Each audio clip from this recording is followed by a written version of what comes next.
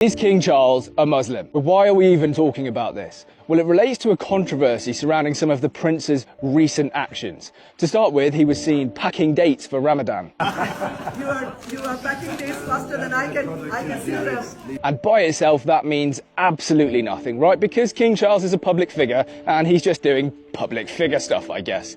But next we have the celebration of Iftar at Windsor Castle. And for those who don't know, Iftar is the breaking of the fast at the end of a day of Ramadan. So Muslims during Ramadan, they don't eat during the day and then they feast in the mornings and they feast in the evenings.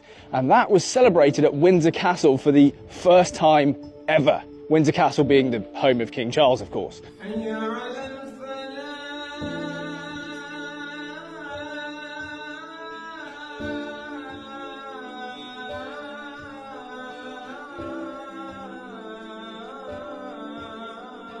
Now, as I say, this is pretty unusual. Windsor Castle, home of the king, first time this has ever happened.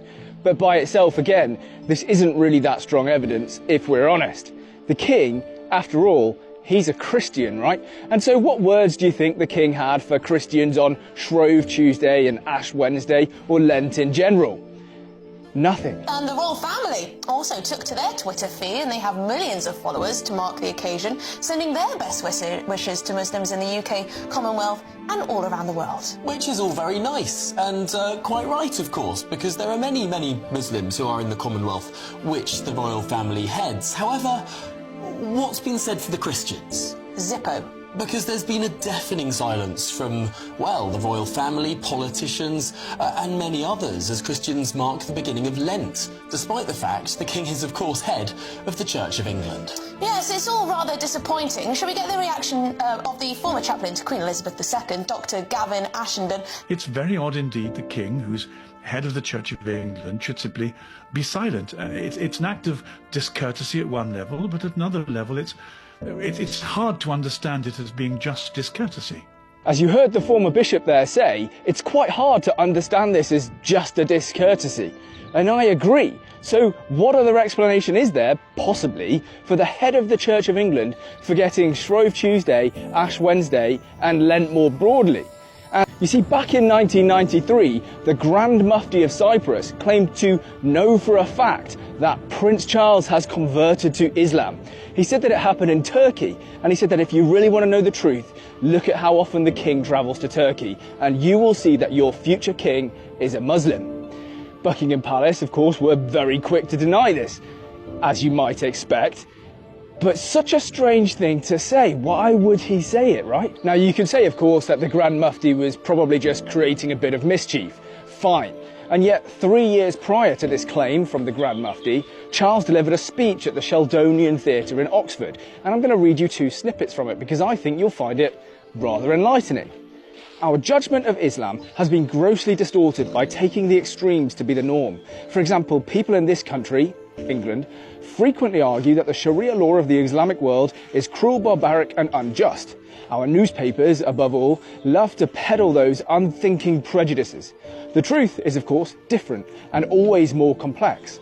My own understanding is that extremes like cutting off the hands are actually rarely practiced. The guiding principle and spirit of Islamic law, taken straight from the Quran, should be those of equity and compassion.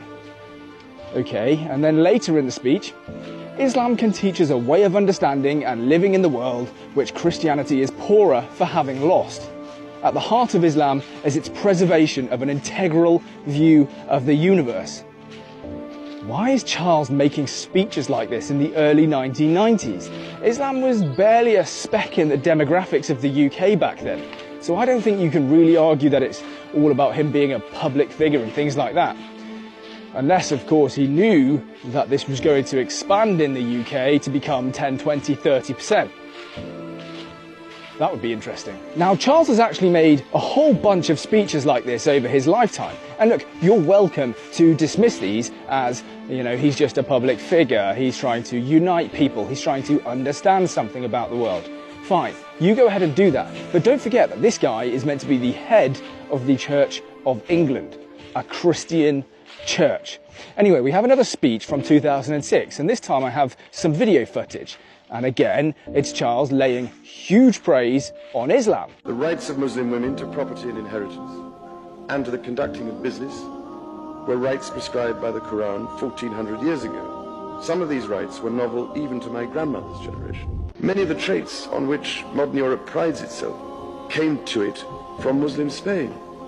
Diplomacy, free trade, open borders, the techniques of academic research, of anthropology, etiquette, fashion, various types of medicine, hospitals.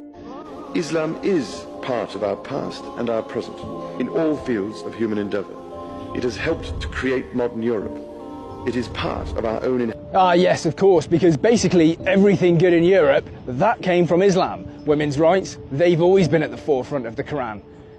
Okay, Charles, and why does Charles think he's such an expert on Islam anyway?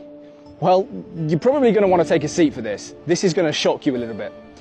It's because Charles learnt Arabic so that he could study the Quran. Now, think about this. He could have learned Aramaic, the language that Jesus spoke. He could have learned Hebrew or ancient Greek or ancient Latin so that he could better understand biblical texts as the head of the Church of England. But he didn't. He learned Arabic.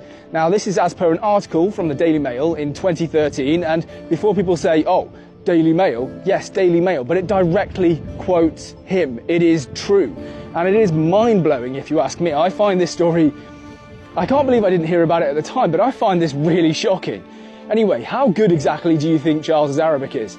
Well, let's take a listen. Assalamu alaikum. Hayakum maratan ukhra.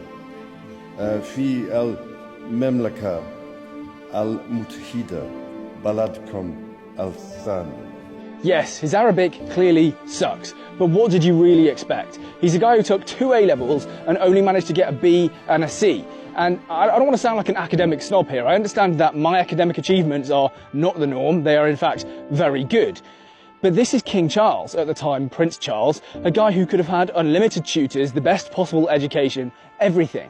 And he only managed to get 2 A-levels, which tells me something. He either really hates education, he's very lazy, or he's really rather thick. Now, if he really hates education, why is he spending so long trying to learn Arabic? That must be torture for him, unless he's really deeply committed to the cause. Anyway, that meeting, by the way, that was a meeting with a whole bunch of Qataris, and the Qataris are the same people who walked into his office and dumped €3 million in cash on his desk. I'm deadly serious. You can go and look that up for yourself. What do you make of all of this then? Do you find the arguments convincing that Charles could in fact be a Muslim? As for me, I don't really know for sure. But what I do know is this: he is not a Christian.